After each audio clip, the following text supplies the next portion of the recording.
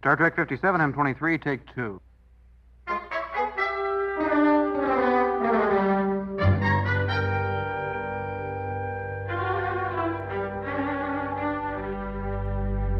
It's the It's Got Star Trek podcast.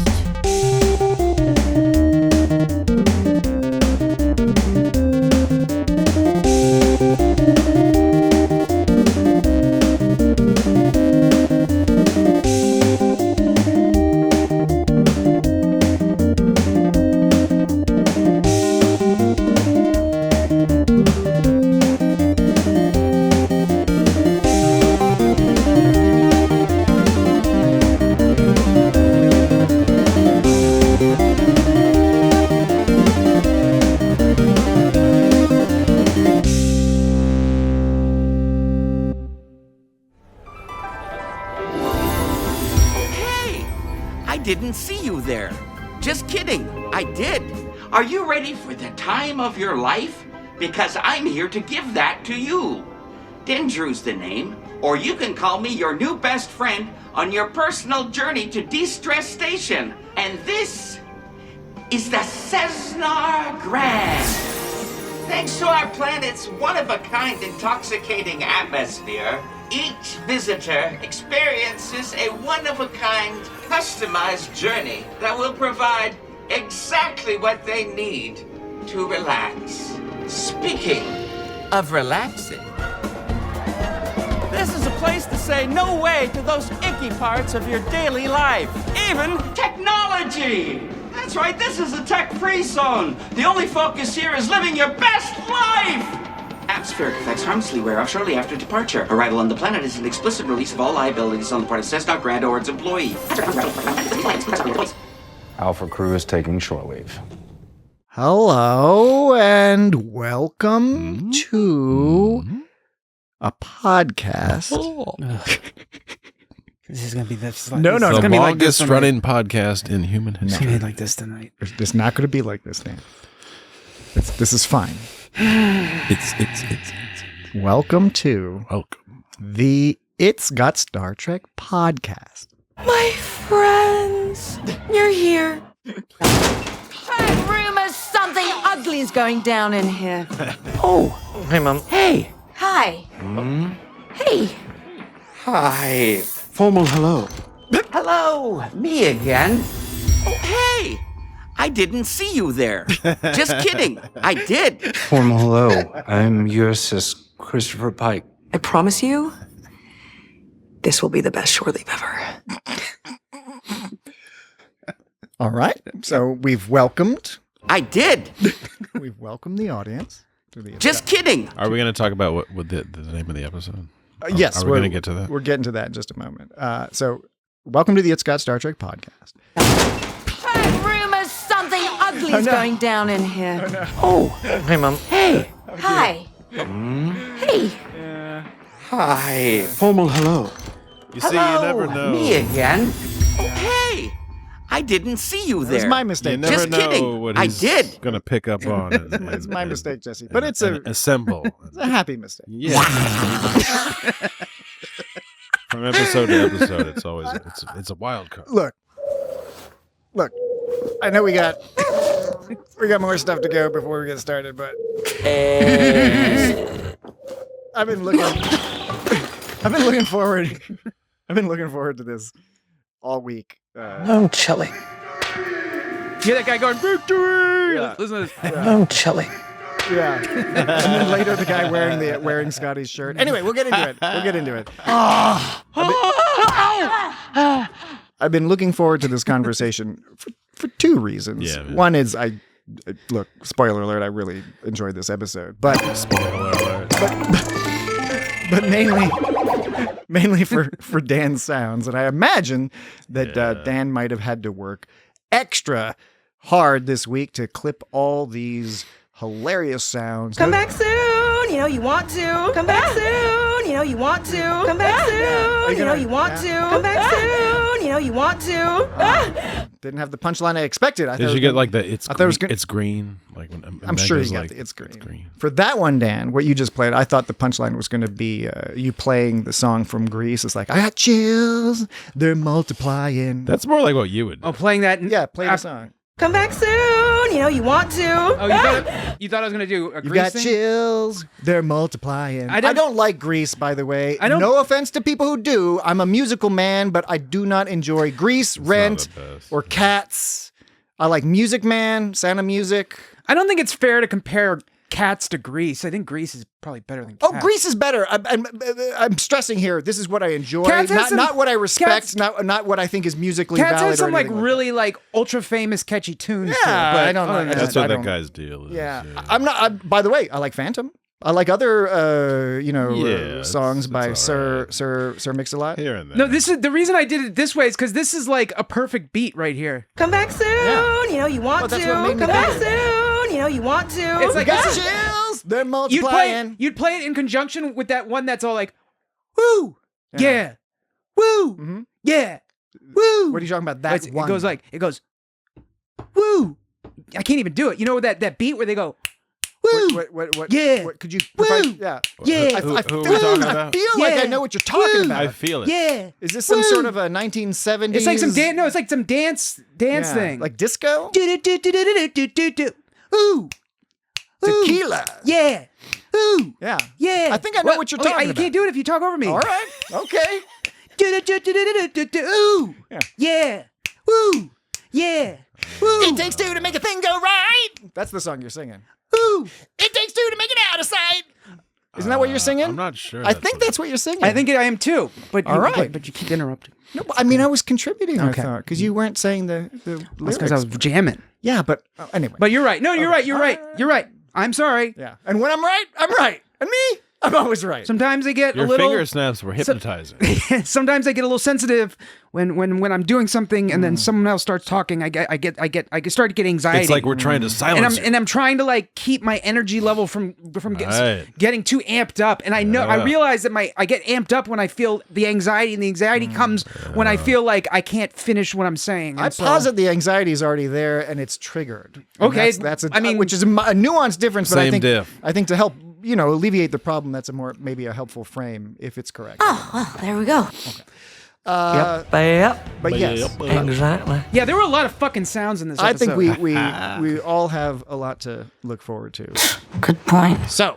That's encouraging. Let's swiftly get to the discussion. We'll dispose of the very brief front matter we have. This is episode 351 of the It's Got Star Trek podcast. No way. Way! Thank you. And the episode title is Star Trek Strange New Worlds, Season 4, Episode 3, Lower Decks. But Okay, buddy. I'm sorry, I got the title wait, there was wrong. The title was, in fact, Human Best Friend. I've never had what humans call a human best friend. Oh, show me what you got. Very lower decks. Yeah. And there's a reason for that, which we'll get into. Well, there was. Oh, there was. Okay. This is what it was. It reminded me of the Lower Decks because they were talking about Beta and Gamma and Alpha shift. Yeah, And there was an yeah. episode of Lower Decks where it was. What was the stupid people shift? Was that the Delta shift? It was the beta shit. Well, I can't quite remember. Well, nobody was stupid. The joke on Lower Decks was that all the people were capable. No, I know, but it was like we're the cool shift, and it's those asshole other shift. Like they're the stupid ones. Yeah. I think they were the Delta ones or something. remember. I know that's the only thing that reminded me of Lower Decks is because they were talking about the different shifts. That's not the only thing I can imagine that reminded you of Lower Decks. There's a couple. Well, I think I can't think of anything else that really reminded me. What reminded you of the Lower Decks? Well, how about this? We'll get into all that. Oh, Has to be an explanation. Dan looks super eager to get started. He's obviously got some very interesting things to talk about here. I'm just following the clues, okay? I apologize if that sounded sarcastic. It was not. I meant that sincerely. he's got things. But I do recognize, listening back, editing the podcast, I know that I can sound sometimes accidentally sarcastic or aloof when I don't intend to be. I'm trying to tamp down my excitement so that I don't get too amped up. You don't want to make too many excuses. Don't want to talk too fast. Like when you're giving a speech or doing an audition, and they always say, "Slow down. You don't need to talk so fast." So that's what we're doing here. They say, we've heard Do you need a hug? I mean, yeah. I mean, You seem pretty normal. well, then my facade is working. What, did you do that on purpose? But Are you drunk? before we get into the discussion, which will be almost immediately, we just have one. These are our messages this week. One of them? These are our messages. You got Spock's message. Oh, okay. These are our messages. Thank you. All right, there we go. There's a couple other things I want to address. No, we're going to address should hope. all of that. I just wanted to hope get this out of the way, and then the rest of the episode, other than Where the Hell Have I Heard That Before, is going to be all about lower decks. I mean, sorry, Strange New Worlds. Sabotage. That was not on purpose. That was not a clever joke. That was actually an accidental Freudian slip. Chief O'Brien? But yeah, let's do the email first, and then we'll be able to focus 100% on this We'll try episode. anyway. We will try our best. And this message is from Isaac. Oh, good. And it is in reference to what has now been an ongoing conversation over the past few weeks about the Beatles and The Beatles. the White Album. That is actually one thing I want. Oh, That's one of the right. things I wanted to go over So today. let me read the email, and then I think it'll give you an opportunity to respond. Kill two birds with one beetle. All right. Comment. There's Beetle more, comment. Isn't there there's more beetles in it, more species of beetles than anything, right? That's right. I think there's like millions of species of beetles. How many of them make houses out of shit? There's dung beetles, but they Well, don't yes. make houses; they make balls. How Well, many I of- didn't how say many dung. of them I didn't say record dung albums? beetles. I know. I'm trying to think of if there's any. Anyway, this is not. It's got Beatles, I'm not joking, Lee. and it's not. It's got the Beatles. This is irrelevant. That is accurate, the Beatles. Captain Sisko. So Isaac is continuing this discussion we had last week. The issue was that Isaac indicated that he was not a fan of the song Maxwell's Silver Hammer, and had some discussion about that briefly. And so Maxwell Silverhand. Isaac responds to say, "Dear Patty, Danny, and Jesse Essie, Hi. Paul McCartney. Do I hate him? No. Dude is a legend. Blackbird is my favorite song ever. Oh, word. That's good. I saw him in Melbourne a few years ago, and he said, quote, 'You guys at the back look like you're in Tasmania.' And Nightbird. and I- Nightbird. Melbourne. and I fucking lost it. And that is, of course, because Isaac lives in Tasmania. If you want to meet Isaac and you happen to be in Tasmania, just go out into the streets of Hobart and kind of shout Isaac a little bit, and one or more Isaacs It's a town. will emerge, and they will Deal. it'll either be Isaac or somebody will be able to guide you to Isaac. Oh, yeah. He's basically like Santa He's Claus, over there. right? Okay, buddy. Okay. Anyway, Isaac goes on to say, anyway, he played Obladi Oblada that night because it's a banger. He didn't play Maxwell's Silver Hammer because he knows no dingus worth his Beatles chops wants to hear it because it's dreadful. Oh, man. If I wrote Maxwell, though, I'd be proud of it. But McCartney has written Oh, boy. 99 better songs, and comparatively, Wow. Maxwell is a wiener. Hi, Emmanuel, our other Australian Wow. listener. Wow. That's From Isaac. So Isaac is laying down the gauntlet or whatever they use down south, southern I hemisphere. think that's fair enough. Because I mean, I think Dan has a prepared response that is probably going to be attenuated. Well, not attenuated, the opposite. it's- Now that you've heard what Isaac says, it's more of a response to everyone involved, because last week I got sort of off kilter because I was giving my sort of explanation for Obladi versus Maxwell Silver Hammer, and I was interrupted during my argument because I you started. don't say. I know you did that on purpose, and I know the goal was to irritate me, and it worked. So you're right to good be job. irritated, Dan, but it was also goal very was good timing. coming. So I brought up Paul McCartney because Paul McCartney did the Maxwell Silver Hammer, and then I compared it to Obladi. And then Jesse made a comment. It was like, well, he never said it. He didn't like Paul McCartney. I wasn't done with my argument yet. And so I kept going. And then Patrick was like, oh, let me interrupt you, Dan, before you go on. I want to cut this off at the pass. He never said anything about, and it turned into this whole discussion about like Paul McCartney. Right. And because you guys kept like, interrupting me, stopping me in my tracks, I got frazzled and I forgot what my argument was. Because I realized, listening back, my argument wasn't that it was a Paul McCartney song. That was just connective tissue. I was just saying, like, cartilage. Yeah. The argument was that Isaac said that Maxwell Silver Hammer would be insulting to be on the White Album. And my argument was, what about Obladi Oblada? That is clearly more insulting to the White Album, so it already has that crown. That's what I was saying. And maybe I confused it a little because my thesis began with a statement about Paul McCartney, but my argument wasn't, oh, well, it wasn't about like Paul McCartney writing good or bad songs. I'm just saying, like, it was a way to, because it's easier to compare two Paul McCartney songs than it is to like a Paul McCartney and a Lennon song. It's more apples to apples. You know what I'm saying? So like when you guys kept interrupting me, like before I got to finish like my argument, I like got completely confused, and you guys somehow like, and I'm not. You didn't put thoughts in my head, but when you did that, my mind started thinking that the argument was that like Isaac doesn't like Paul McCartney, which is something I never meant to assert. I feel really bad. It was no, it's okay. I'm just Don't worry, Dan. Jesse does not in fact feel bad. No, I just want to set the record. Like a polite thing. I just want to set the record straight that my argument was that Obladi Oblada is clearly a worse song than Maxwell Silver Hammer, and that's already on the White Album. So adding Maxwell Silver Hammer will not make the White Album worse. It will only make it better. And if you take Obladi Oblada off and replace it with Maxwell Silver Hammer, then you're golden. All right. Good. I don't understand where he's getting this nonsense about Maxwell Silver Hammer being a bad song. Like, I talked about it last week, the musical interludes when it goes like... he doesn't like. Well, the musical interludes when it goes like...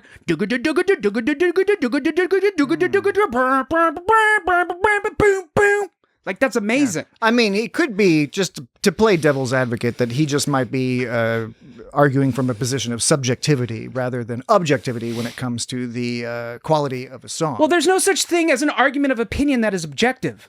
Yes. So, I don't know what your point is. No point. Just calling it out. I'm just saying, like, yes, in the end, these are subjective. I'm not saying that, like, there is a universal truth that I do believe about a minute ago you said Maxwell Silver Hammer is demonstrably better or definitively better. But these are the words you use when you already have set forth the construct that we're talking in terms of opinion, all right? I don't have to keep reminding the audience that it is my opinion. We've established that at the beginning of the discussion. Good point. Good point. I'm at a loss in part because I still haven't listened to Maxwell Silver Hammer, and I've listened to all Beatles. I know the song, but it's been leaked out of my brain somehow. And there's all sorts of crazy sound effects in the song. It's a great song. I mean, there's so much to talk about that kind of stuff that's really beyond the scope of this podcast. Yeah. I'm at a loss because maybe we'll do an It's Got the Beatles. We should talk about that. Yeah. Promises were made. If we do It's Got the Beatles, it has to be It's Got the Beatles and It's Got Beatles. We have to somehow do segments where we do one segment on the Beatles and one segment on just Beatles. Yeah. Indeed.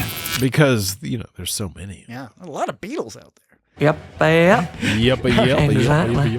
Excellent. I'm sure. I don't know if we've resolved things there, but thank you, Isaac. We cleared up. We cleared up what the point of my argument was. Dan has been given his opportunity. So this is like why why we might want to hear someone give their full argument before trying to make a judgment. Because if you have judged someone halfway through their argument when you think you understand your point, you might be right, but that beginning point might have just been a lead-in to their real point. Yeah, you're correct, Dan.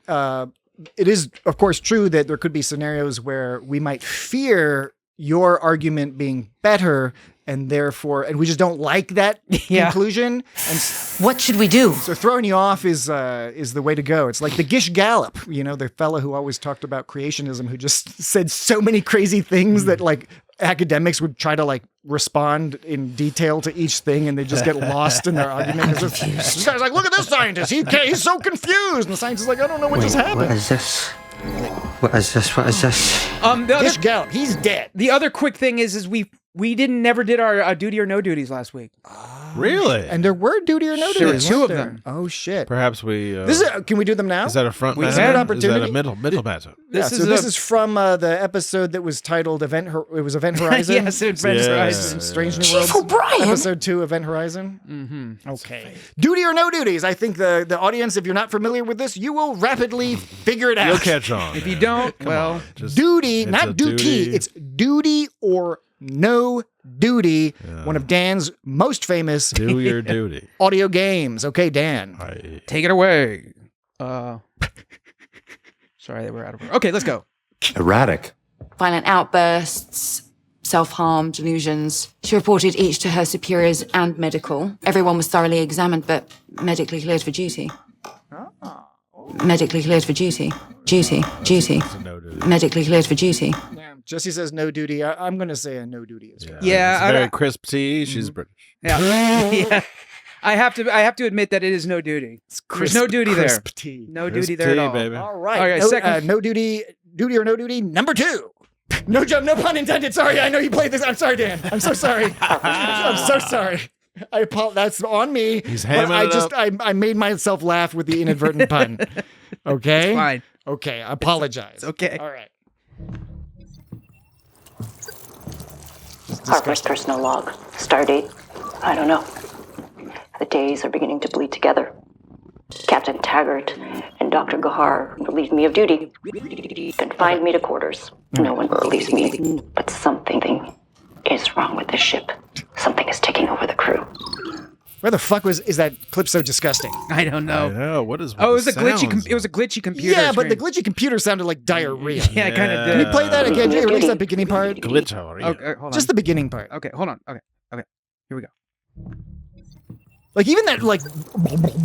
Harper's personal log. Yeah, that does Stardate. sound like diarrhea. It sounds like somebody played the brown note, like that deep, because like it starts with that boom, boom, boom, and then it's all like. I don't get it. I know, right? Okay, All right. shorter version. Shorter version. Relieved me of duty. Relieved me of confined me to quarters. Confined me to quarters. Duty. Duty. Duty. Duty. Duty. Duty. Some Max Headroom action in there. I hear a T. Confined me to quarters. Wait. Do you have the Starfleet Academy whippity whoop whoop sound? It would fit well with that. Oh, Wubble up a double. Relieved me of duty. Confined me to quarters. Right? it's a little loud. Okay, wait. Okay. Relieved me of duty. Confined me to quarters. Duty. Duty. Duty. Relieved me of duty. Confined me to quarters. Relieved me of duty. All right. Confined me to quarters. Jesse, you're up. He said no duty. Oh, he did already. Yeah, I hear a crisp. It just sounded like another he was crisp like, T. He looked like he was or really, at least a T. Not quite as crisp as the other T, but I think it's still a no duty. I'm gonna have Duty. To, I'm gonna split the vote here because No duty. on my end. I think that's a. I think No it's duty, a duty. no duty, no duty. Patrick says duty. This is Really? rare. Word, Usually, word. Jesse and I are in relative agreement here, and Dan almost always wants it to be duty. Brother in fact, Dan. when he doesn't think it's duty, when Dan doesn't think it's duty, I'm disappointed. He's disappointed, but that's why he's an honorable person because in the previous clip he reluctantly but affirmatively agreed that was clearly a duty. Reluctantly. No at duty. Was it reluctantly gathered at the starting? Whatever. Yes, that's exactly how it goes. Reluctantly gathered at the starting line. I can't remember the words. No, you got it perfect. Armpits pacing and stacing in time. And Stacy in time. That's right. Yeah. He's going the distance. I was gonna say like we're gonna keep going. Like he's going for pee. He's going to pee. All right. wait. For me, I think that's a duty. Okay. I don't. I'm not even on the borderline. I think it's a. For me, hey, ears are funny. Ears are funny, Ears are Jesse. funny. Yes. Okay. Ears are funny. Everybody's different. I'm gonna man. play it one more time and then I'll say Duty.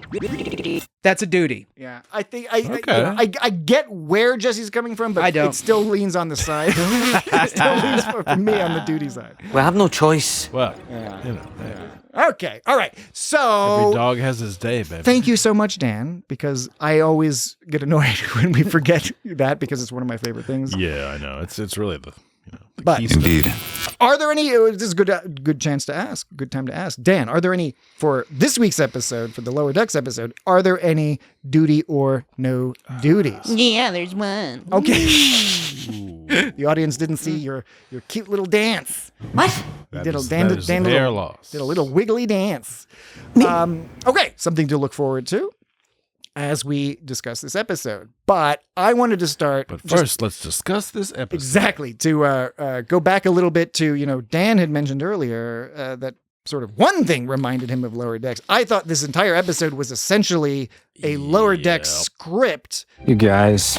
It was directed like Lower Decks. I don't see that at all. Because it was like a... I mean, it was goofy. It was like two zany characters having an adventure. Like also the stuff happening in the background. Yeah, lots of background. The La'an thing was straight. That was like a Mariner scene. Disrupted timeline. Yeah. I feel like I feel like Lower Decks plots were more cohesive than this. This was just kind of like, let's find an excuse to like see what this character's up to in this zany world of drug overdose land. I don't disagree with that. And he even got to Chapel at the. It's like they didn't even know like how to incorporate Chapel into it. So suddenly she riots at the bingo room with were those Nemesis vampires? Were they vampires? They were the Nemesis. They seemed like fucking vampires. Yeah, Reman, the Nemesis. You know what? I vampires. was trying to figure out what they were. They could have been. Maybe they were Remans, but we didn't know about Romulans and Remans at this time. Well, it doesn't. I mean. Yeah, but I don't know what just else it because could you be. didn't know about But like, I guess they had heard of Romulans because one of those songs that Una sings, the Klingon ballads, one of them is called like Romulan something. They all have parody names of the Earth.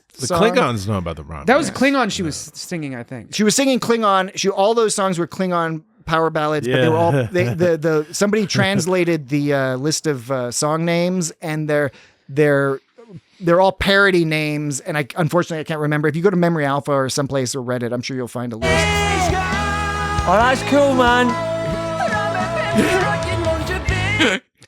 And of course, that's a callback to the Q&A short trek with Una and Spock, where Una reveals to Spock a secret that she has held, that she loves show tunes. At that time, she sung I'm the Very Model of a Modern Major General. That's right. From the Pirates of Penzance. Nice. All right. Nice. But I was going to say, I'm just sort of laying out. We know our Star Trek.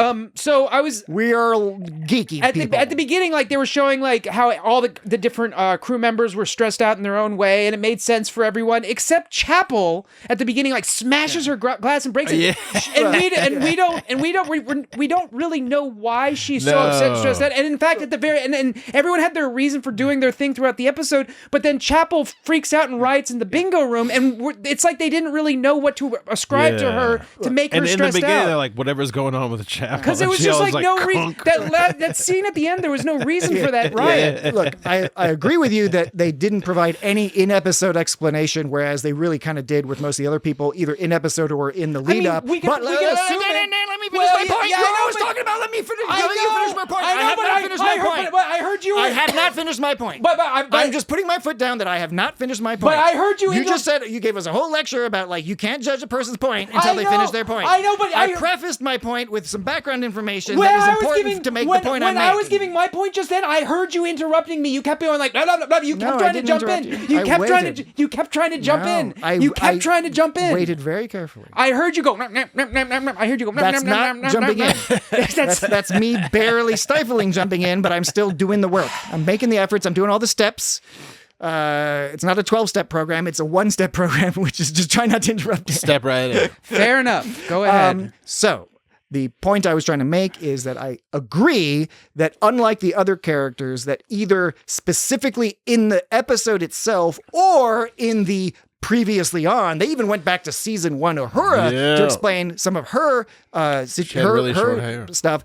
But Chapel, we can assume, I just took it, I assumed that we were supposed to remember that she's still fucked up from the Roger Corby stuff, all the stuff last season. But it was weird that they didn't provide any explanation about that. I and agree. nobody seemed to understand. It was like whatever's going on with her. So are we supposed to go under the assumption that they've been, because they were talking about how they've been on missions nonstop. Is this since the first season they've supposedly? No, this has been since they've mentioned this in every episode. The 2 previous episodes have also mentioned that the crew has been working hard. And remember in the first episode, the premiere of season 4, Pike was all Una was even complaining to Pike that he was pushing the crew too hard because he wanted to distract himself from his dead whatever. So how are we supposed when was the Corby stuff? What season was that in? The previous season. The Roger Corby. See, I think it's a kind of a stretch to get us to associate her bad mood with something that happened last season. Agreed, unless they put it in there. I'm not done. All right. I'm not done. All right. I'm not done. All right. without some kind of primer. I agree. See, that's all I had to say. Wholeheartedly, yes. Primer, and that was an important part of that that argument. You see how much more said. we've got from that Exactly. since we let him finish. So, Thank you, Jesse. Yeah, baby. yeah. Thank you. I wonder what psychologists make of our show. Psychologists? So we're going to take a break in a second, but I did want to just Psych all of sort us. of close the loop on this Lower Decks thing, because I do think it's important to note that this episode was written by Catherine Lynn, who was a writer and producer on Lower Decks. She worked on Lower Decks. She was originally hired in season 1 as a quote unquote canon lore master kind of person, but very quickly got involved in producing and writing. She only wrote one episode with her own credit, although she worked on writing a lot of episodes. The episode she wrote was Wage Douche, which is like one of the classic episodes. She also wrote Strange New Worlds, Charades, and Those Old Scientists. Yeah. Oh, that's cool, man.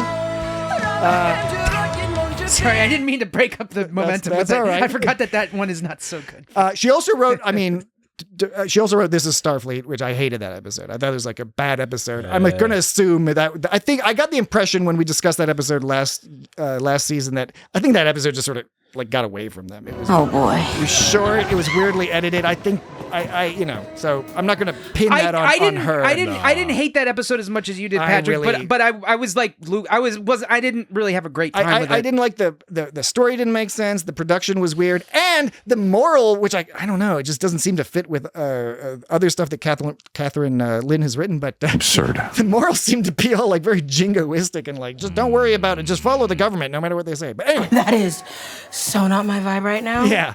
But that's, I mean, that there's Lower Decks and Strange New Worlds bona fides that Catherine Lynn has, and she played the Vulcan bingo caller. It was a sort of self cameo, which I thought she did a great job in. And other lore is that Catherine Lynn had created her own Vulcan cosplay character that went by the name of, can you guess? Zimzao. Talin. Oh. And then the character of Talin on Lower Decks was given the name, like the Catherine Lynn's cosplay character pre-existed. Oh, yeah. The Talin character on she just Lower Decks. ripped off of her name. I'll add that to my list of things to figure out. One of the best characters ever. And also note that this episode was directed by Yana Gorskaya. Hey. She directed a lot of episodes. She was actually an executive producer and directed like 22 episodes of What We Do in the Shadows. Oh, shit. Wonder what that's all about. Among many other things. She's worked in Nightmare. Marvel, a lot of New Zealand stuff. That's good. So yeah, there's like, just to start with, good comedy chops, good Lower Decks related stuff. So, there you go. Make of it what you will. No. Okay. How about this, Dan? I'm going to let you get ready with your little finger there, because we're going to go on a break in a second. I'll say the magic words. Jesse, are you ready for a break? Yes. Okay, Dan, are you ready for shore leave? They stole my eyeballs! My eyeballs are still here! Yeah, when we get back, one of the things I'll talk about is how I think that was the best tied to a chair gag I've ever seen. Yeah, that is a total gag. All right, we'll talk about that when we Nobody got hit in the balls. When we return, we will be right back. You stay here. Or not. Or do whatever you're gonna do. I mean, at some point I'll leave to go back to my ship. Hallucination, be gone.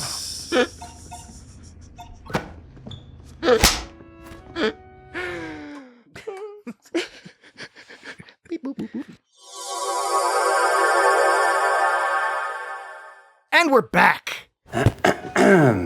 Should we order some fries? Fries. Go on. Bring it in.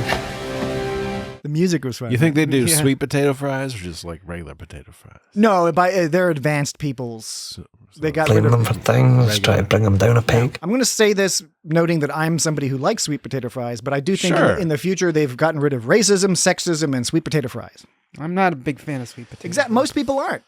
I think the explanation is that you really... Okay. The thing about sweet potato fries, don't worry, I'm not going to linger long on this. Linger longer. Ezeptosecond. I like sweet potato fries. I don't like them better than regular fries. It's just different. Like it's a different experience. I might prefer it to like a steak fry. You know those big thick fries, which I'm not against. I just find a lot of places don't make them well. You know what I'm saying? Oh yeah, that's true. Yeah, the thick knows fries. how to. It's a hard thing to cook. A little Tom, avocado bad, tell Captain. Yeah. Okay, let's get back to our good old discussion of. Luckily, I had a head for engineering. Drugged out people.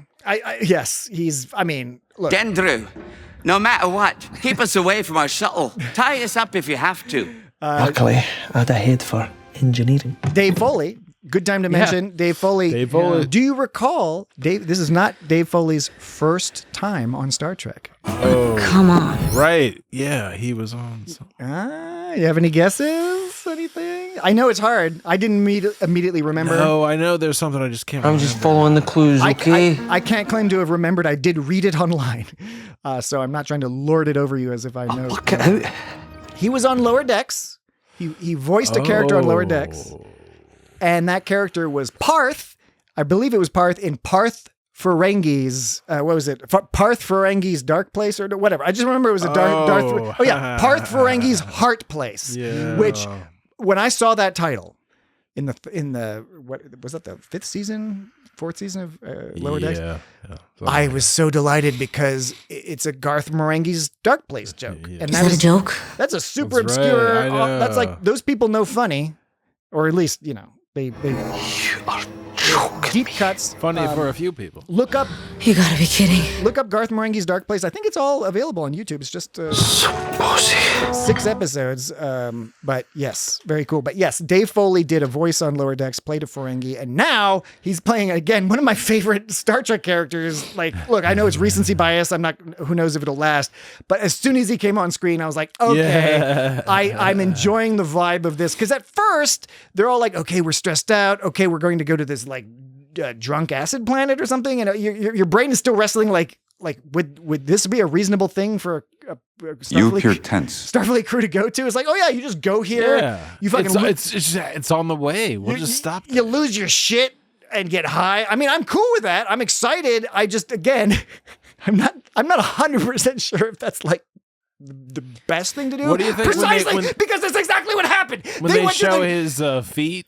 Yes. Oh yeah. What do you think about that? When Well, he's got like just a couple of toes. My partner really enjoyed that. Here. I'm sure. Don't you feel so much better? Well, the episode proves that you shouldn't go to the acid planet because it's going to cause you problems. Okay, if you don't have anything else to do, if you're on your way to another mission, avoid it. Yes. Okay, if so you've got if you're clear, just first of all, is it cool for Starfleet officers to be like going to a tripping planet? Like, is that? I think so. But that's my question. I don't think there's a problem in principle. It's the context. It's like Jesse said. Like they have like like everyone's explained to them. They're like, we're all stressed out, but this is serious. This is life and death. These people are super like sticklers, just like the Enterprise Cretassin people. They're all like hardcore. We got to get this exactly right. Or like those Picard people that he had to talk to, and then they're like, you know what? They do need a break. Let's fucking get just shit faced. So right. So they so they get shit faced, and like it seems weird, sketchy that even though they supposedly okay. First of all, they go to the planet. They're tripping balls, right? It's supposed to all go away after they leave the planet, but of course it doesn't. So that's kind of a lie. The other thing that they find out when they go to the planet is it's supposed to be a de-stress. What was the word he used? He said it was.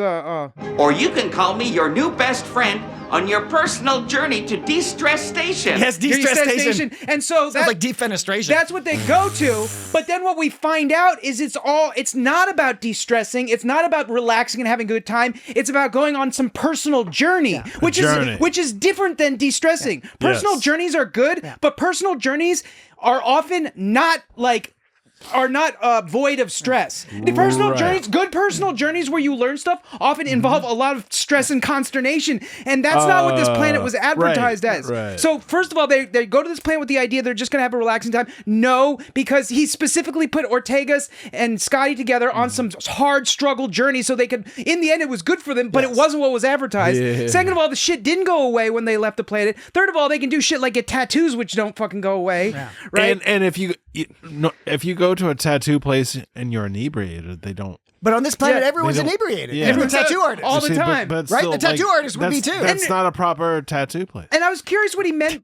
when that is Bring up, not like, a proper- I don't know what the policies are on this planet, but this is highly irregular. And then when he was talking about how it was all very legally binding. Yes, the whole micro print and the small print and he the fine said- print and the oh, micro print. He goes, Really, it's all quite legally binding. now is it legally binding according? What does that mean when you go to a different planet? I'm guessing that means legally binding according to Federation rules, No, or I of mean- the planet. What does legally binding mean? We in don't this have enough instance? information, but generally, if they're following the same policies It's, we do on Earth, you would It's go. it's a liability. You'd go with the local planet, Right. law. And so normally you assume whatever the local so that's planet another law is. thing is like going never trust what's legally binding on a planet that local you're that, planet with like I'm you just know, yes. never trust what's advertised as legally binding from a planet that you're not from, because that could be fucking anything. This goes into my slowly building argument that Captain Pike is a fun captain, not necessarily a great captain. I mentioned that a little bit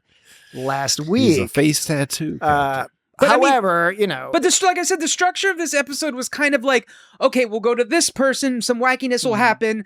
Now we'll bounce from that person will lead us to this person. It was just kind of like we're going on a tour to different I loved characters. We're going on a tour to different characters to see how they behave in this planet, and it's all in the name of like first it's get the letter to Pike, and then it's get to the ship, and then it's get to back, and it's all just sort of like now we go to this person, now we go to this person, and like I said, there was a reason to get to everyone except Chapel. There was zero reason to go. It's like, oh, by the way, Chapel's freaking out over there. I don't disagree with you on the incorporation of Chapel necessarily, but I really loved the structure of this episode because it, again, sort of like last week's episode that lots of people were divided on as well because of all the body horror. For me, what made that last week's episode really worth it was because they utilized that structure to really do some real character development, character advancement.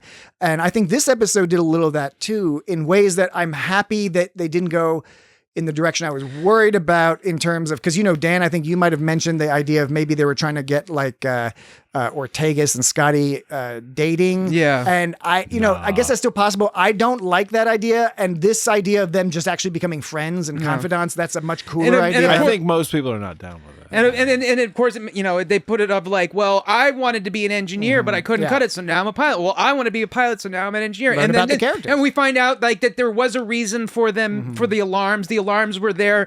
It was making her feel insecure. That's why it was all that. Which is great. It's closing that. But can I make a real quick point? Just jumping off of an earlier thing where you were talking about what were you talking about? Something about Yes. God, now I can't recall. Going to different characters. Balls on chin. Nah, it's all right. I'll think about it later. You'll think about it later. And then I'll interrupt you. No problem. Wait. I think the body horror thing that I wasn't too into this week is when Scotty's thumb got blown off at the end. I thought that was completely unnecessary. I loved it. I thought that was great. No, I didn't. I was just like, there was no need for that slapstick. I just thought it was. No, there was a total need. I just thought it was unnecessary. It was a great little. Like No, it was body like- horror is fine, but like last episode there was a reason for it. There was no reason. It was a gag. It was just a fucking gag. That's precisely why I enjoyed it, because it was unnecessary and as a result surprising. I could have done without. Yeah, it was totally a surprise. Look, I get it, and I'm very sensitive to the fact that there are many people, and by the way, I'm that person sometimes who do not enjoy that, and particularly don't enjoy it if it's a surprise. So I respect that. I want to be clear about something. It's not that I was grossed out. No, I know you were, but it wasn't- I'm making the point that I know other people might be, so I get it. I just want to be. It's all good. I want the audience to be clear that it's not an issue of me being squeamish or grossed out or being like, oh, I don't want to see that kind of thing. I just thought it was kind of excessive. It wasn't. Sure. It was Right. too slapsticky for me. I hear you. By the way, I don't agree with you that it was definitely slapsticky and excessive. The difference between us is like I liked that it was excessive and slapsticky. It was but, perfect. But that's I fully totally understand where not just you, Dan, a lot of other people have commented that some parts of the episode they thought were a little silly. So yeah, totally get it. I will say one of my this sort of character, Lon's character has been like going more and more off the deep end as time goes on. She's getting more and more intense.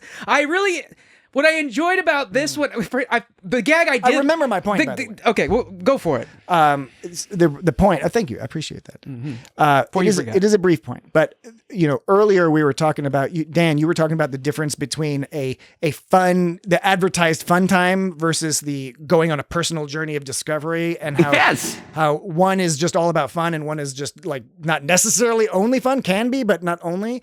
Entirely. And to me, it's the unstated premise here is that this is not a weed or booze planet. This is an acid or shrooms planet. Right. Yeah. That's the difference. Or that's and the that's the not advertised difference Is that that- you're going to go through some potentially serious shit if you're dealing with serious And so, shit. I mean, you can go on like a bad shroom or acid trip that doesn't, you can go on a bad shroom or acid trip, but that doesn't mean it wasn't productive. Exactly. I was going to use that exact word, productive. Yeah. Psychologically helpful. Right. And in saves fact, you from suicide. And in fact, like productive situations like that can be productive because you were forced to face some horrible shit. That's the thing. Psychedelics will sometimes not let you. Your brain will not let you ignore. Yeah. You'll be in perceive an infinity where you keep telling yourself the same, like, quit being an asshole. So or maybe whatever. it was just the crew's assumptions. They had bad assumptions. About Wow, this you planet. could. I mean, the marketing. You could tell the planet. They weren't able to change how the planet reacted. Right? They're on a planet that makes you have acid trips. Okay, they're going to market it in as soft a way as possible to get the tourists to show up. Wasn't in the brochure. She was talking about it not being in the brochure. So the gag I liked was this was a silly gag, but how they were going to meet La'an to like help get the thieves from the shuttle, and they were like, "Welcome to the relaxation seminar," and she's like, "Ambo Jitsu tournament to the death in the relaxation And session." she didn't say form team. She said form factions. Yeah, right. Factions. Like as if she's going to go to war, not teach an exercise class. It was called, this is a relaxation class. It's a class on relaxation. And she flips out. And what I liked about the thieving thing is like they thought they were just going to get Lon to intimidate these thieves, but instead of it, she intimidated them, but she actually ended up making a clan out of them, and she was their leader.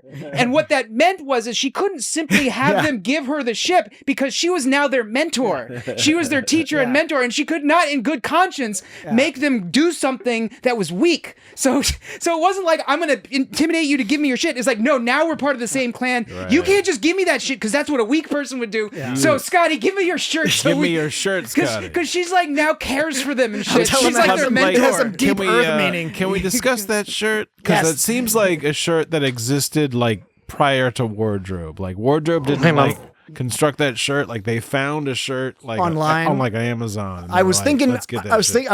I was actually hoping that's the case because I kind of dig the shirt.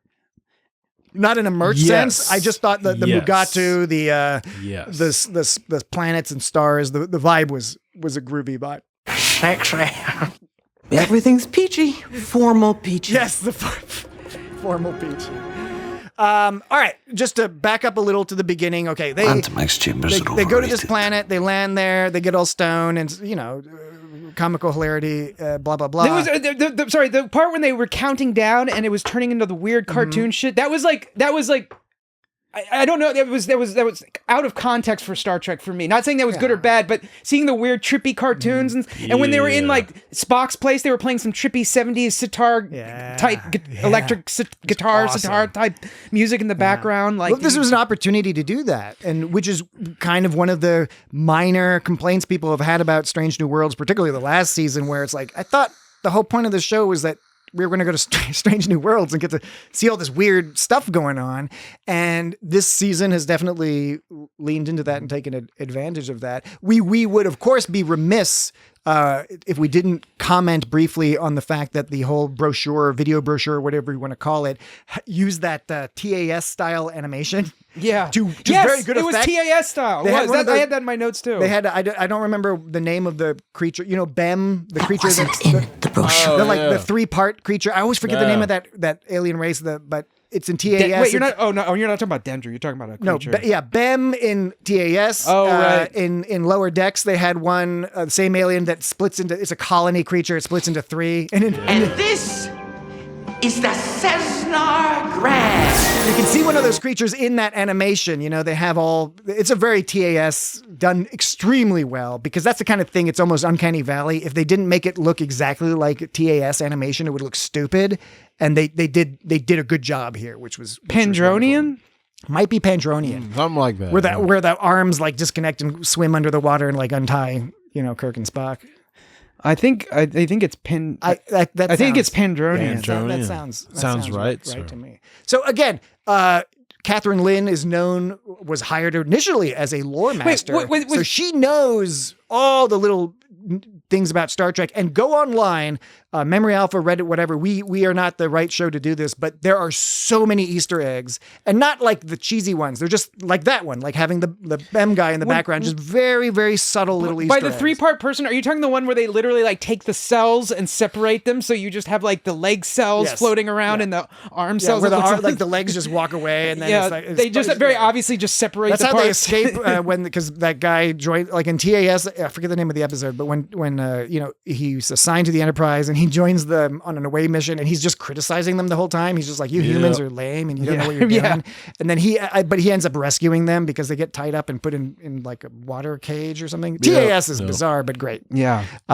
People should definitely watch it. I think not enough people have, in my book. Oh, the other thing I was going to mention, though, also is that why did they go on shore leave before this very important meeting? Right. That's kind of what I was referencing before, which was, why again, they've been no going for problem with 6 shore months. leave. Why not wait just another week till after their shit was done? I think more specifically, right? And look, we're not trying to be fuddy-duddies. We know this is meant to be a fun episode or whatever, but look, we're a Star Trek podcast. That's part of the fun. And again, I'm pro getting fucked up on drugs in a professional environment. I'm happy they did that. It's probably not like the sensible thing to do, especially in this context, right? Of what's going on. That doesn't mean you can't have like a short, just take a week off, just on the ship. Just take a break, right? You don't have to go to shore leave necessarily, or, find a little diner planet or something. It doesn't have to be like the get fucked up and stoned planet. Right.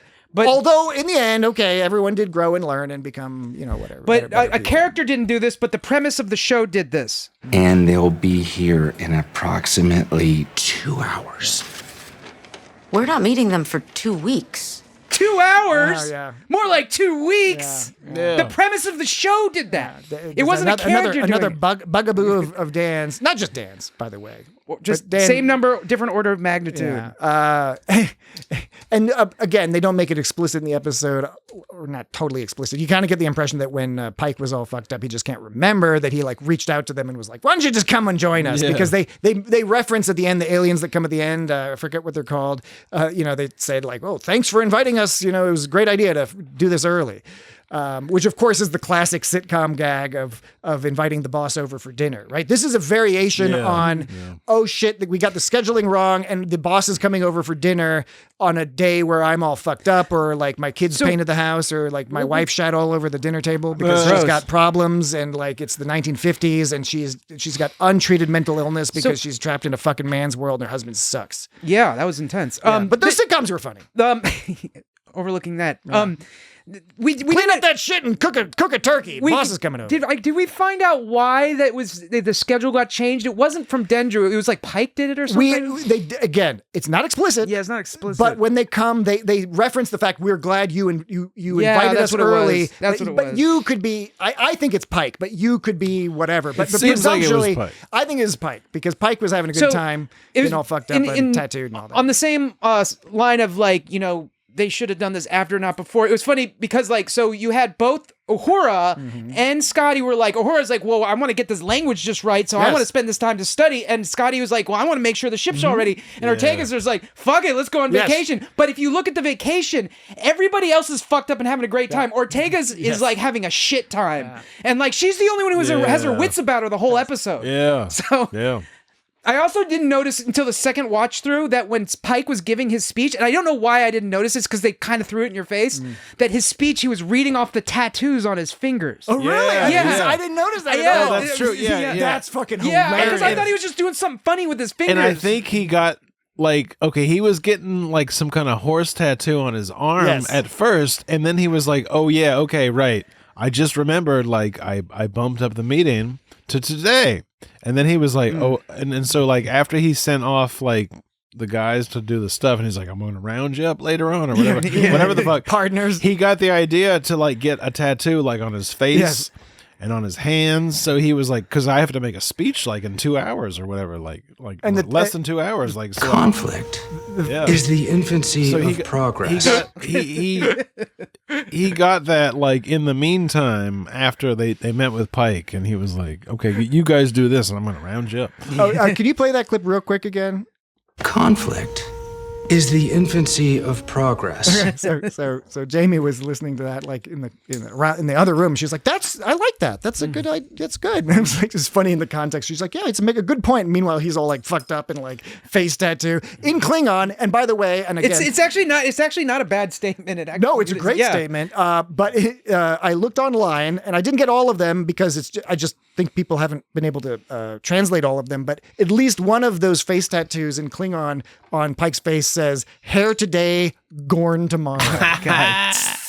That's an Easter egg right there. Yeah. I'm sure there are many more, just like with the Una's song and all that. I mean, when the statement of conflict is the infancy of progress, like it's like a a smart statement. It's just funny because in that situation, it sounds very much like you didn't prepare something. It sounds kind of like George McFly going up to Lorraine, being like, "You are my density." Right. Yeah. I mean, my destiny. Chess in the shuttle. They said jettison again. Chess in the shuttle. Jettisoning. Wait. Say that. Play the one from this week. Chess in the shuttle. No, Chess in the shuttle. What's it? What is that? What are they saying? What are they What's saying? They're not saying jettisoning. Yeah. That can't be. He's saying jettison the shuttle. Oh, can you play it again now that you've stated that? Chess in the shuttle. Okay, yeah, baby. Man, you're right. Jettisoning. Chess in the shuttle. They can't say jettison correctly in these It's past 2 weeks. probably going to be an important plot point for this season. In the season finale, you're going to find out that's the clue where we know we're not in the main universe. Yeah, we're in like some weird. It's the universe with the extra syllables. And that's precisely why I added the alert system. Alert. Precisely. Wow. Alpha shift didn't. Afterlife looks surprisingly like the Enterprise. Mom used to say that hearts are infinite, so we should make use of that space. So, and I Dan, I get that you weren't like quite as into the actual plot of the episode, but for me, it was a fun mystery. Oh yeah. Like what I look, I know. There wasn't like groundbreaking, but it was just well acted, well produced. Even the scene where Ortegas wakes up and then like how it's revealed. How first the room is there. You have the Tribble. You have that weird little alien monster creature sitting on the couch. The feathers everywhere. Then Ortegas wakes up. She's got an Andorian thing with one Andorian antenna cut off, and then she's looking around. You're like, "What's going on?" And then she reveals her broken arm, or the cast in the arm. And so and then there's the a Mugatu, which was obviously they were using the same outfit that was used in Starfleet Academy, which is kind of funny. I was wondering where I recognized that from. Both used to really good effect in both cases. And apparently those skinny, tall, like party cocktail cups are like in every planet, like you know the kind where the skinny tall ones with the big tall stars. They had a bunch of those in the background. Sweet potato fries are gone, but those are forever. There were some very clever parts. Like I thought it was clever. The broken arm that we find out later. Like she's like blaming Scotty for everything this whole time because that's because like she was always blamed Beto for stuff because she was insecure by him, and then Scotty always just took it because he was used to like getting picked on and stuff, but like she was blaming him, and we're all set up like, and Scotty's acting like this drunken fool the whole time. Like when he throws the tricorder off like the fucking edge. He's like, "Oops," but that's the worst. It's like, I like when he was trying to pull the dagger off into his fucking face. She And so like they're trying to figure out what happened to the ship, and then we find out the whole time. I mean, she does the thing. She does the thing where she hits the machine and it turns on, and you just think it's like a tropey like thing, like in Back to the Future when he punches the DeLorean and it comes to life, and like it's like a tropey thing in all shows and movies, just like, oh, it doesn't work, let's just punch it, it'll come back. And she did that, and so it seems like a trope that she's punching it back to life, but it actually happened because she had the duotronic processor chip or whatever, and so they did put the pieces together, and I did appreciate that there was kind of a puzzle that they revealed along the way, but there was just a lot of chaos that like I was like kind of like, I was like, oh my god, there was a puzzle, but they like failed in solving them. That was that's the the other thing is they weren't supposed to bring the ship back. They set it up for themselves, and then they blew it. Which by the way is believable, and that's part of what I liked about how they constructed this plot, because of those little sinewy connections and the doodads and here and there. That even though individual components of the plot were obviously played for maximum humor and hilarity and ridiculousness, it nevertheless had sort of a believability to it, particularly like the whole Ortegas and Scotty, they don't like each other. And by the end of the episode, they learn to like each other. And it was done in a believable way where you're like, I have been given enough information and I've been following this little adventure so that we're both seeing the adventure now. We're seeing kind of what do you call it? Recaps or whatever of what happened, but they're learning more about their previous adventure. And it all comes out in a believable sense that you're like, okay, I can now buy why they were angry with each other and why they're friends. Right. Because that's not always the case. Sometimes they take some shortcuts. But I think they got to be friends because they were all like fucked up. Well, in part, she was, and like so, all their inhibitions were lightened up. Yeah, and they got to be buddies, but then they forgot. Then they forgot to be exactly. And they woke up and they were like, "Wait, we hate each other." But at the end, you know that they're buds because she finally takes his alarm seriously. Like his alarm goes off, and instead of cursing him, she's like, "Oh shit, sorry, dude." She goes down. She does. And he does the honorable thing. She goes down and sees the work he has to do to keep the ship running. And he doesn't like, wow. And he doesn't like tell her to fuck off. He's just like, yeah, it's cool. I gotta leave this shit specifically. Because she took the effort to be like, you know what? Maybe I should actually see what I'm doing when I'm, pushing the ship this hard. She goes down and sees it and like feels bad. But he also takes an action, which is like, by the way, I'm actually going to. He's reframing it into a way that works for him. He loves to fix things. He likes to improve things. He likes to improve efficiency. He wasn't looking at it that before. He was looking at her as being obnoxious and annoying. And now he reframed it as, actually, no, she's giving me an opportunity. She's got all this talent. I have an opportunity to make the ship work better for her. She's my friend now. Like the problem before was he was trying to keep the ship like as it was. And this is one of those early examples of Scotty being like, oh, no, I can actually, it's of course I should make the ship better to fly. Why not? And so he learned from her that there were certain things that he could, why not take that on as a problem? I really appreciated that. Yeah. Now, another thing I appreciate is being timely with our breaks. I'll go back that It's time for a break. So we're going to take a break in a second. And when we come back, we'll have a little bit of a, where the hell have I heard that before? And we're going to have a bunch more to discuss because there's plenty more. I'm sure there's plenty more sound clips. And then at some point, we'll probably just have Dan play all the sound clips because they're funny. And so we will be right back. This has gone on long enough. A pit stop sounds great to me. And then I'll have everybody rounded up and ready to go, partner. Bring back partner. Can't argue with that.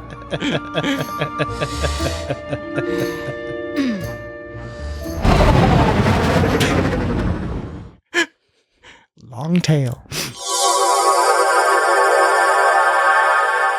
And we're back. This is a place to say no way to those icky parts of your daily life. Now it's an Ambo Jitsu tournament to the death.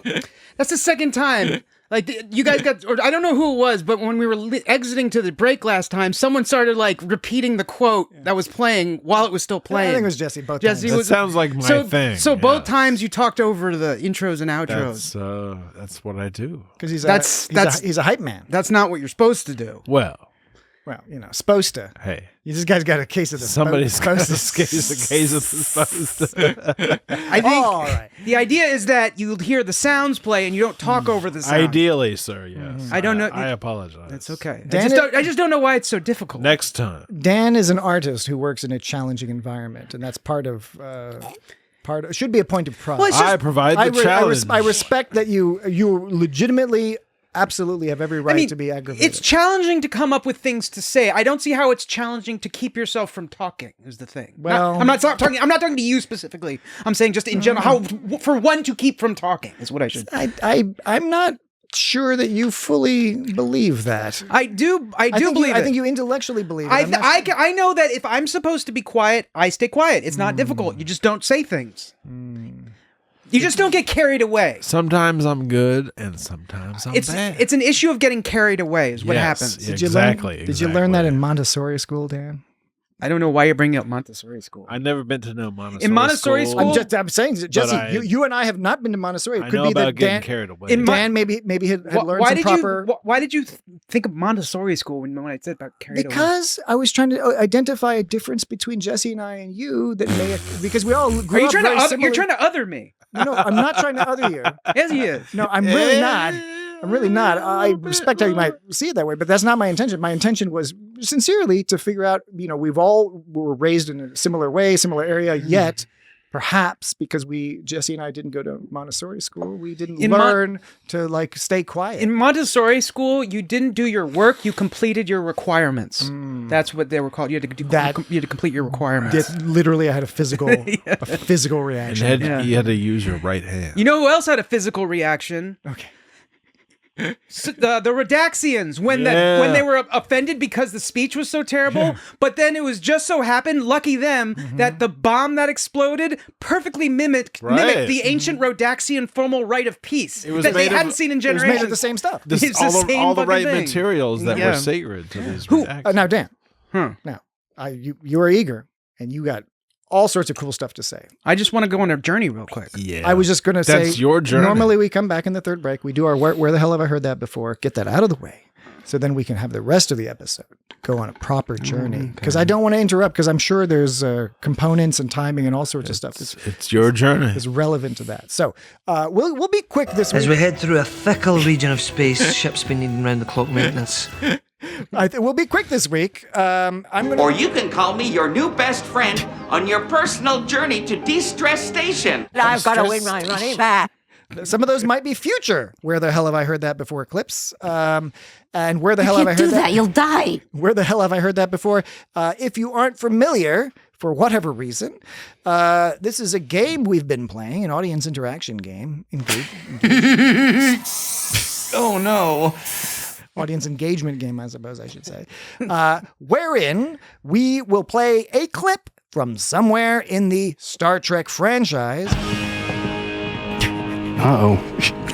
At first I was like, are you playing a sting from the Teenage Mutant Ninja Turtles? I know, it does sound like that. Uncalled for. Yes, we will play a clip. Cool but crude. And then you have... Yeah, that's bad. You have until Thursday or Friday or so to... guess what the clip is, what character is saying it, which show or movie or whatever. Don't even think about it. It's super fun. It's a super fun game, and it'll knock your socks off. Well, that would be a tragedy. People seem to have been enjoying it. I certainly have. Yeah. These clips, by the way, we come up with some of them. We also very much welcome and appreciate audience submissions of clips. There was that one week where it's fine though. Everything's fine. Where they did it all themselves. Yes, that's right. Was that last week? I don't know. 3 weeks ago. It was a while back. So anyway, Where the Hell Have I Heard That Before? Very simple premise. And what I'll do first is I'm going to play last week's clip, and then we'll go over, let Jesse and Dan have a chance to guess, and we'll go over the audience guesses and see if anyone correctly guessed. What should we do? The clip. Well, you'll understand. I'm confused. I know you're not confused, Dan. The last week's clip is coming up, and as soon as I'm confident that Dan's not going to play some other clip. Okay, buddy. All right. So what Dan does, the audience at home can't see this. What Dan does is when he's trying to placate me in this part of the show, he maybe he learned this at Montessori. He puts his hands like in his lap, like all like super prim and proper I think is an indication, a physical indication that he's not going to plan on playing any clips. The problem is he also is looking at me with like a funny little smirk and clever little eyeballs. Yeah, see, you know what I mean. This feels personal. Yeah, okay. See, there you go. Not an inappropriate clip, but nevertheless. Okay, so Dan is sufficiently far away from his soundboard, so I'm Why was she underwater sounding there? He's got some long ass arms, this motherfucker. Okay, I'll stop. All right, so. But why was she underwater sounding there? Well, we'll find out after this segment of the show. All right, last week's clip indeed was as follows. Kukulkan. Kukulkan. Where he it's unclear what he keeps saying. He's saying Kukulkan. I'm sorry, Jesse. Can you please think about your words? I appreciate that, Dan, because you're absolutely correct. Like Jesse, let's go ahead and rewind that. This is down. We've played the clip. It's somebody saying Kukulkan, and now are you drunk? Now Dan and Jesse will have the opportunity. Jesse, please. Restate your guess. Think first. There's a TAS episode with Kukulkan. Yep. All right, there you go. Yep. There we go. You know what? It's very similar to a lot of the other guesses we got. Dan, how about you? Guys, what you got, Dan? do you have anything more than TAS and somebody saying Kukulkan? Good guess, Jesse, but lacking a little bit of information. Yes. Oh God, I remember this fucking episode of TAS. Well, sure. Kukulkan is like this dude. Well, I mean, or this thing, this being. It's a snaky. He's a dragon snaky creature. Kukulkan is he's like oh yeah, a kotal. it was the one. mythological. It was the one where they combine all the different Earth myths together. Yeah. It was a class, and we discussed this at length. They like have pyramids and other things and all sorts of different like historical things all gathered into one. And Kukulkan was like the god of all of them or something. Yeah, man. Yes, you've definitely got more information there, and we'll reveal the title in a moment of that episode. Are you both plants right now? Because you're right. It is a TAS episode, and it does involve mythological creatures. What are other people's guesses? Well, nobody had a correct guess this week. We had a lot of guesses. Nobody had a correct guess. Everyone else had the exact same guesses, basically as Jesse. Oh, shit. Because plenty of folks were like, "Oh, this is from the animated series." Not my fault. You can't cut it, Cornelia. But they're like, I can't quite place it. Some people guessed. So honorable mention to Megan, Jeremy, and Melanie from Facebook, and Jared Roleplay from Mastodon. They all said, we know it's from TAS. We're not 100% sure beyond that. Some people had guesses. So nobody got it 100% correct. You guys. It was from the TAS episode, How Sharper Than a Serpent's Tooth. What, did you do that on purpose? I did. I said, how sharper than a serpent's tooth. Oh, there was no follow-up sound clip. I did. Now, I highly recommend that anybody who has not yet done so, go back and listen to any of our coverage of TAS episodes. We've covered all of them. We usually covered 2 in an episode. Please go back in our library. It's the only one we've completed. Those are some of the... No, we've completed many. We completed Picard. Oh, yeah, I'm sorry. That was really stupid. Lower Decks. Is something amiss? You are making How strange ignorant of sounds. me. Discovery. And we've got... Deck. Well, we haven't... Discovery, we didn't do the first couple seasons because they were... You guys are... before we were podcasting. But anyway, How Sharper Than a Serpent's Tooth, or the whatever. That go listen to our coverage of any TAS, but that one's a good one. And Do you want me to? if you haven't seen TAS, please do. Star Trek fans, you're kind of cheating yourselves. It's really good. If you haven't watched it, because some of it's goofy, but most of it's some of it's really fucking good, right and proper Star Trek, right? Yeah. You're missing some lore if you don't watch it, and you're missing some fun. Now, the Kukulkan episode is classic. White people thinking they're being progressive by claiming that brown people accomplished everything by having help from aliens. It's fine, though. Everything's fine. They never say the Romans needed help from aliens. They don't say the Greeks needed help from aliens. But the pyramids had to be aliens. Yeah. The Mexican pyramids had to be aliens. Oh, yeah. Such a you thing to do, though. So, yeah, it's a problematic episode, but an interesting one. So, no correct guesses this week. And I didn't. That's an advice to listeners. I guarantee you there are people out there who knew exactly what episode it was from, but they figured, so many people are going to know that they're like, we're not going to write in. Too many people are going to write in with the right guess. No, I think everyone who had the right guess did not write in. I didn't. I did. I So didn't. many people I did. are I listening didn't. to It's Got Star Trek. I did. I didn't. I did. Encourage I didn't. you to submit guesses. Now, I did. I didn't. I did. I didn't. I did. You did. you'll note that Dan is playing where the hell have I heard that before clips, unauthorized clips for this segment, but that's okay. Not that I'm aware of. So now I'm prepping our listeners because I'm going to play the new clip. I'm going to play it twice. Because it's super nice. And then you can write in at feedback@itsgotstartrek.com or DM us on any of the social medias at It's Got Star Trek with your guess. Okay. You can't do that. You'll die. All right. So this week's clip is as follows. I'm looking at Dan. Such a you thing to do, though. His finger was, I knew it was close to the screen. That's not the clip. This is the clip. It's coming. Dan is not in his Montessori position. Do you want me to? I want you to be in your Montessori position, Dan. Put your hands in your lap. Good. Yes. Okay. Yes. I appreciate the jerking off motion. That is acceptable because it keeps your hands busy. Use your right hand. All right. I don't know what you're talking about. Here we go. Most have one head. All right. Okay. That's the idea, right? That's a clip. I'm going to play it one more time. I'm going to play this clip one more time, and then we will welcome your guesses. Here we go. Here comes the clip. Kukulkan. No! One for Pin. God damn it. No. Sorry. Oh, no. That was my mistake. God damn it. Here we go. Most have one head. All right. So We don't know what he's into. I know that guy. send your guesses in. Maybe he likes that. We will go over them next week. Get them into us Thursday, Friday is ideal. We usually record on Friday. Blow your mind. Yeah. All right, now let's get back to our discussion, and we're going to hand it over to Danimal, the Manimal, who's got some lists or Let's go. clips You or- want to go on a journey? Oh yes, I do want to go. Take us on a drug-fueled journey that involves the hilarious sight gag of Ahura keeping changing, like adding to her costume every time they see her. Her costume gets more and more ridiculous. Did you notice that? So, like, when they first go to her, okay, Dan is just not as impressed with that. I mean, there's nothing to be impressed about. I liked it. I liked that gag that she kept getting more elaborate. I don't know why you brought up that specifically. It felt natural at the time, but I cannot recall well enough the previous 2 minutes to know whether or not it played off as naturally or not. We'll find out in the edit. We're all on our own journeys here. You need to follow your journey. Giving you my tricorder is not my journey. Right, what if your journey is our journey?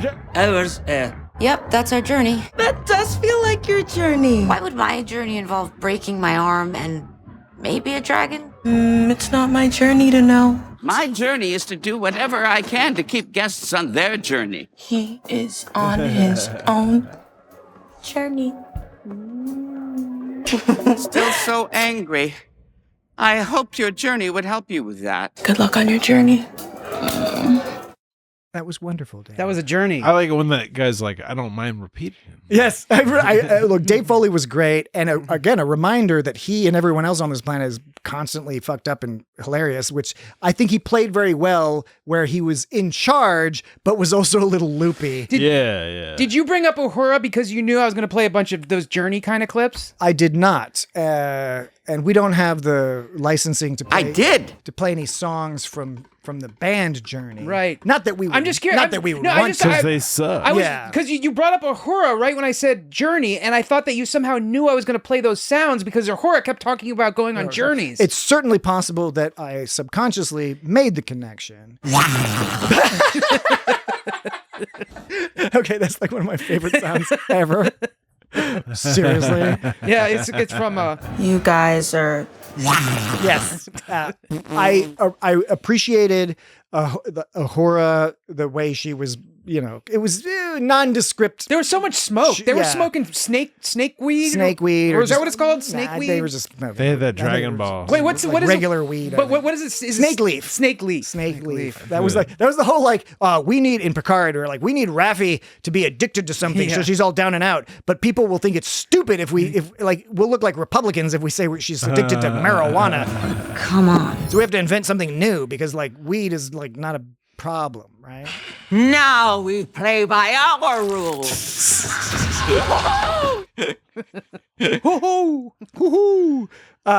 Yeah. So look, tons of fun stuff going on in this Tons of fun episode. I know we've been bouncing back and forth, but so does the episode. That's part of the gag. A few gags we do need to talk about. One we can do right now, which is the whole Spock thinking he's hallucinating James Kirk. Yeah. And the punchline that he's not. I really enjoyed that. And watching it through the second time, and he's like, "I told you so many things." Yeah. It was like they did it. They did it right, where it was plausible. Like he was always around the corner or something from most of the other people, except for at the end. They were like, "Hey, Kirk." And because Kirk makes it clear at the end that he obviously was fucking with Spock, because Spock kept saying you're a delusion, and Kirk clearly was just having fun going along with it. So Spock and Kirk started bonding a little bit in previous episodes, but maybe this is the point where Kirk and Spock become best friends, because now Kirk has secrets on Spock. Well, I think they became best friends in maybe even maybe they did a mind meld and stuff like that. I think this is the episode where they're not best friends. Kirk just has a bunch of shit on Spock, and so Spock's like, I don't know if we're best friends, but I guess I got to pretend to be for the rest of our fucking lives. And the other guys are plants. Yeah. They are plants. That's my favorite part. Well, and just in general, the Spock. Are you both plants right now?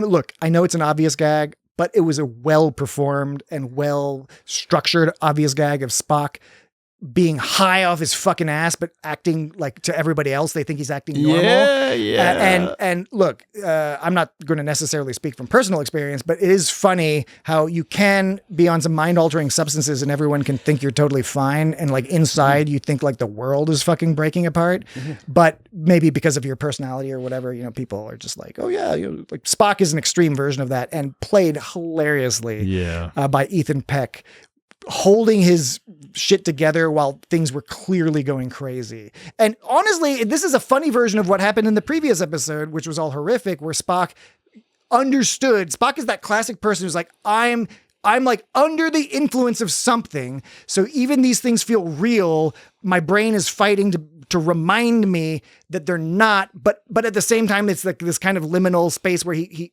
has to ask the question, are you plants? Right? So he is fucked up. You are fucked up if he has to ask that question, right? So he wasn't like... But nobody can tell but him. Everybody's like, whatever, you're Spock. And he's like, no, I'm totally hallucinating. They can tell when he asks a question like, are you plants right now? That's what's funny is they're like, oh, okay. My mind to your leaves. My thoughts to your root system. Hilarious gag. But like when he goes, photosynthetic technology? I believe this is photosynthetic technology. I assume that was only theoretical. So the funny thing is that he looks at a plant and thinks it's some kind of new like kind of computer, photosynthesis computer. Maybe it is. But the funny thing is he actually got the correct information from it. I think he might totally mind melded. I think it might have been. I'm not 100, like, because you're right. I'm not 100% sure what we're supposed to conclude. I kind of leaned, especially after the second viewing, I kind of leaned towards it was a computer. It was like a weird plant computer in disguise. But he was just so stoned. And look, I've seen some people complain. They're like, oh, why would Spock mind meld with a plant? He fucking mind melded with V'ger. He mind melded with the Nomad satellite. He mind melded with the fucking whales, George and Gracie in Star Trek 4, where like Dan and I went to the theater and I had I ate the wrong thing and like I was freaking out. Once they did the time travel shit, like everything was fine. Slingshot around the I had like a cannabis capsule. Everything was fine up until the time travel shit, and then my world fucking broke apart. And then I always have to bring this up. And on the drive home, I thought that Patrick was like really stressed out about my driving. I was like, I'm driving fine. I'm going the speed limit. What do I do? Because it looked like he was like gripping the sides of like the door, like really look tightly. Like I was. Well, I thought you were like freaked out by my driving. I know, but I wasn't. You even asked me, you're like, am I driving okay? Or whatever? And you're like, I was like, what? I was like, no, you're fine. As the universe was just slipping past me.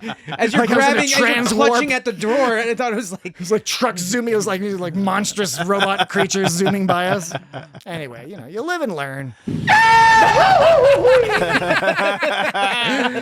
Dr. Strangelove. That's Goofy. Oh, is it? No, that's both. I think it's both. It's Goofy. Well, it's originally from Goofy. It's a Wilhelm. But like in Dr. Strangelove, they do a similar. It's what'd you say? It's from Wilhelm. No, he's talking about it's not the Wilhelm scream. It's not exactly. It's not the. No, it's somewhat similar. It's a Goofy in that scream. It's when Goofy falls off the mountain. Yeah, it's a Goofy. Like woo. Goofy. He sounds like. I mean, you're referring to something specific, but it sounds like you're saying something philosophical and metaphorical. It's like. Like when, like it's like it's like the Temba when the walls fell. Goofy when he fell off the mountain. Yes. So, such a you thing to do, though. Lots of smoke with Uhura. Yeah, a lot of smoke. And Benga being the bartender again. I fucking look, it's stupid, but I laughed. But it was so cheesy. It's great. Like, okay, maybe you can think of this is in cheesy in just the right way to make it better. Yeah. But when he was flipping the bottles, but it was obvious he couldn't flip the bottles, so they just changed camera angles. Yeah. It was so silly looking. But also that he kept, they kept smashing until the end. But at the end, it's like every time he flipped a bottle, it was obviously not him, and so it's just like, why'd you have to do that? The only ones where him were where he's dropping it. Like that's where there was like it's obviously Mbenga. You could argue that it was so cheesily done that it was funny, but like I don't know. To me that played into it. Oh, why was Ortega's talking like she was underwater in that one when she says there was one part when she says important. Important, and hard to say. That's a reference to a They Might Be Giants song. Is it important? Yeah, on John Henry. Which song is it? She's this is like right around bomb time, I think, and she's looking bomb time, and I think Uhura's looking at Ortega's, and Ortega's goes important. You don't remember that? That's just this is the effect like of their big avocado. They're still all fucked up. So that was they were trying to indicate. Yeah, but I think that was like. it was weird because that was the only time they did that, and I don't know like how I was supposed to make that connection. They weren't super consistent in how to show that people were fucked up. That was Ortega's wasn't fucked up, but that was them probably a shortcut. Yeah, maybe even a post. Maybe that was in the edit. They were like, oh shit, we need to clarify that Una and them are still fucked up, even though they were supposed to not be fucked up anymore. But she's taking this too far. Convenient to the plot. Stakes. They're still fucked up. Yeah, talking about. Oh no.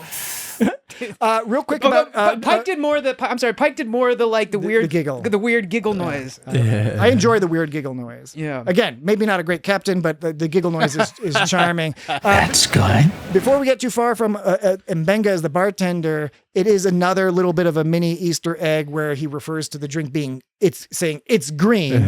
That's a double Easter egg because double rainbow. The first time that came up was in TOS. Scotty uses the phrase in the episode by any other name, which we haven't covered yet, but that's with the Kelvins and Andromeda Galaxy. It's a crazy episode. But Scotty is offering a drink to this alien, and he doesn't know what it is. And the alien's like, "What is it?" And Scotty kind of looks at it, and he's like, "It's green because it's green." And then that's followed up in TNG's Relics, which is the episode where Scotty gets stuck in a transporter buffer, which they make isn't it this episode where they make a joke where Scotty's all like, "Cross my heart and hope to be trapped in a transporter buffer." Maybe he likes that. Right? And in Relics, they get Scotty out of a transporter buffer, and he's on 10 forward, and he's hanging out with Data, and Data pours him a drink, and Scotty's like, "What is this drink?" And Data says, "It is green," because he can't say it's because of the contraction thing. Now this is the third layer of that, which takes place earlier in the timeline, but later in the production timeline of the universe. What should we do that? I don't remember anything. Oh my god. Isn't there like a TOS? Oh my god. Oh my god. Oh my god. Oh my god. Oh my god. Oh my god. Oh my god. Go ahead, Jesse. Go ahead. He like orders like a couple of liters of whiskey or something. Well, you know, it's like whoa, dude, take it easy. It's the best part. All right. As we're nearing the end of the episode, any other points? We definitely have a couple of other little minor things. Again, I wish I had time to isolate this, but I only realized this during my second viewing of the episode. Is it Dragon Bomb or Balm? I think it's Bomb. Bomb, yeah, I think a Dragon Bomb, some sort of thing. But they did the whole thing. It was supposed to be for the whole room. Now, Dan, when you listen back in the edit, you will. That is a definite. You interrupted me literally in the middle of my sentence. The Star Trek. Shoot me in the face. I will, but not with a gun. Just you wait. Not with a gun. I didn't like change what you were trying to say. I just interjected a little thing. Yes, that was totally off topic. So to rewind, while watching this the second time, I was paying particular attention to the music. They used lots of fun music. It was really well applied. However, I also noticed a couple things. And again, I apologize that I didn't have time to actually cut the clip out, which would have been more useful and more professional for a podcast. But there was one point where they used the Star Trek II music sting. It's really hard to describe, but it's when in Star Trek II: The Wrath of Khan, when the Enterprise is first encountering the Reliant, but does not yet know that Khan and the bad guys are on there. And there's a few musical notes that they utilized in this episode. Subtly, but very well. And look, I'm going to have to watch it a few more times because there was a lot of stuff going on with the music in this episode and the sound design that was great. Even some of the creature sounds, like the tribble and that weird little creature on the couch that you barely notice, except that its eyes kind of open and it looks all fucked up. And it's all like. Wait, was the music sound this? Yeah, that's the sound. That's from Star Trek 2. That's like right before the Reliant attacks them. Yeah. And I was like. Khan is all like, "We're one big happy fleet." By the way, look. By the by, folks who don't listen all the way to the end or who have fallen asleep, every week when we put the episode together, I try to add a little clip from the episode or whatever to the end of the episode. And last week's is a good one, I think. Last week's is a good one. I mentioned that because Dan reminded me because the TAS sound is in involved. So, other points? You guys. Other points? I like you two having fun together. You should keep it going. I enjoyed that. And that was good captaining. Ordering them to have a good time. Keep hanging out. Be good to each other. Yeah. Okay. Now, hear me out. No. Hear me out. No. Because I haven't figured out a good way to articulate this. But the final shot, before the end credits, it was fun that they had the little end credits thing. I enjoyed that. But the final shot of the actual episode proper of Ortegas kind of smiling while walking out of the, engineering, it really felt like a TOS shot to me. It seemed, it felt like it was like purposefully framed and everything. I just think there's a lot of, maybe even TNG, but like definitely some TOS shots where the end episode, the music is flaring and the characters are like kind of going about their business. And again, I'm not articulating they had like it well. a red shirt party. Maybe I'm imagining it, but I would be curious to hear from listeners if you had that feeling as well. Because a lot of the episode was directed in kind of a comical way, lower decks way, a lot of very symmetrical shots, a lot of low down shots, kind of making the characters looming in the center, that sort of thing. What that's all about. But that last shot really felt like old school. Even in the widescreen, it really felt old school. Well, I'd rather not find out. I like when he says that.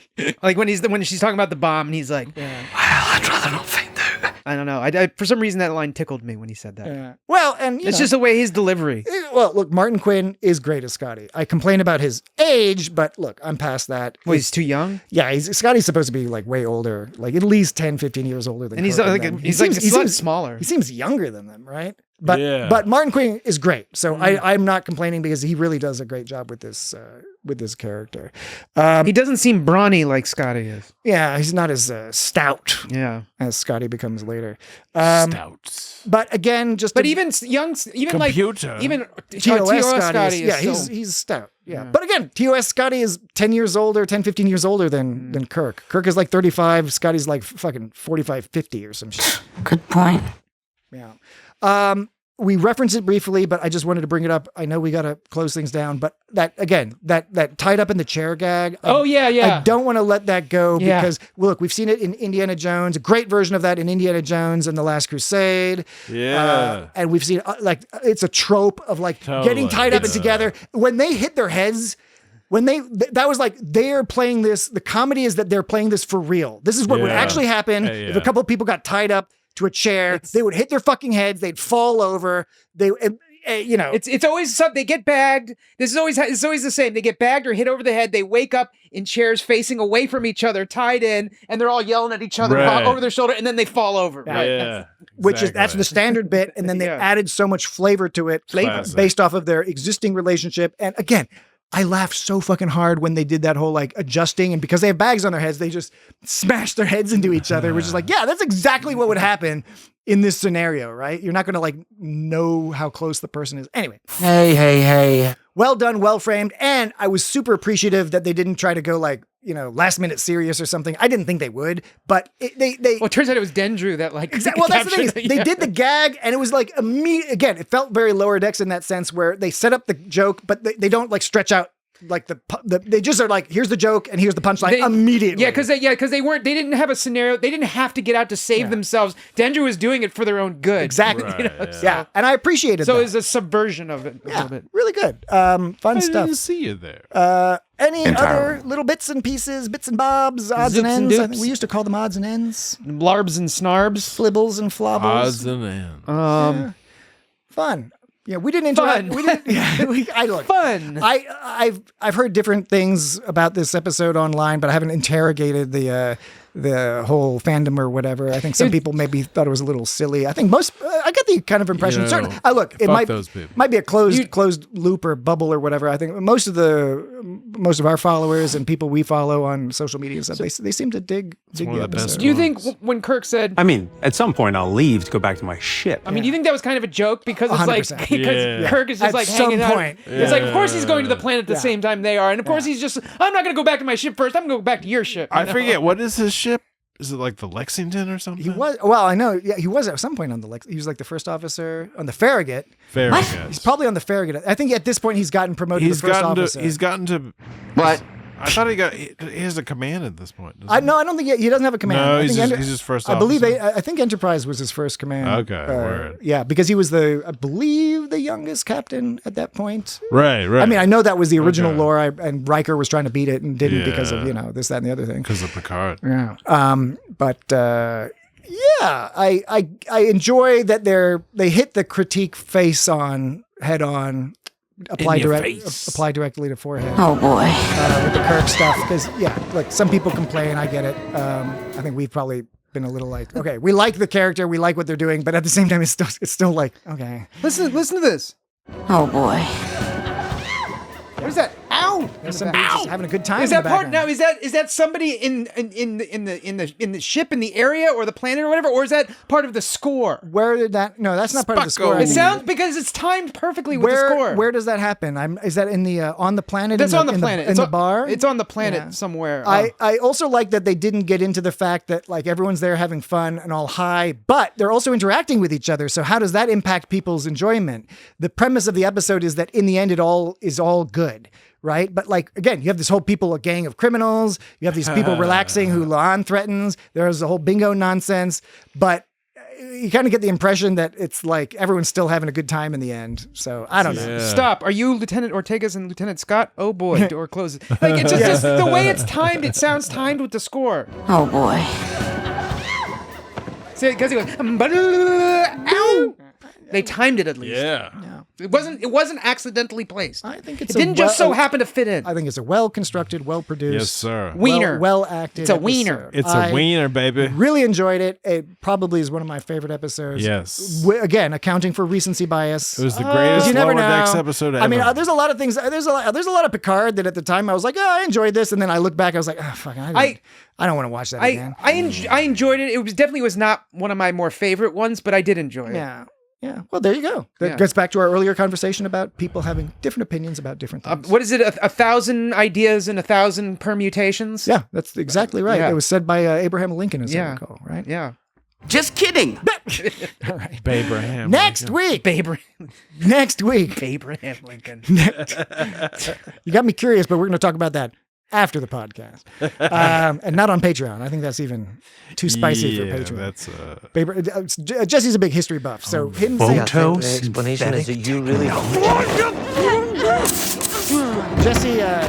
Jesse saying Abraham Lincoln is because he's a history guy is more loaded than you might think. It's not just a fun pun. Fun pun. We're discovering. It's a fun pun. We're uncovering one of Jesse's historical kings. Bad avocados. Ezepto second. I am Korra. The next week we will continue our weekly coverage of Star Trek Strange New World Season 4 with the episode A Case of Chiaroscuro. You know it. Chiaroscuro. Which that word means the technique of using light and shade in pictorial representation. Hell yeah. Cool. Which is that's so interesting. That's somewhat ironic. I'm so fascinated. We'll talk about that next week. So, any final thoughts? Buttons. Jesse, Dan, any final thoughts? Say excellent. Excellent. Egg salad. Egg salad. So buttons. All right. So do you pull out any of? Are you both plants right now? Any other ones from your repertoire, Dan? And that's precisely why I added the alert system. This is the part of the episode, like the beginning part of the episode. Avocado bad. Tell Captain. This is where Dan is like pointing at his watch, like, "Come on, guys, we got to start. We got things to do. We got errands to run tomorrow." What's the name of the episode? Stuff like that. And then this is the part of the episode where Dan is like, I really want Patrick to spend a lot of extra time editing this episode. Asked me if I had anything else to say. Mom used to say that hearts are infinite, so we should make use of that space. Look, drunk Scotty's great Scotty. Yeah. It's authentic. Great Scotty. Great Scotty. He's like everyday Scotty. All right. So we will talk to you all, the websites and all that. We don't need to bother with that this week. So we'll talk to you next week. Goodbye. We sure hope you'll come visit us again soon.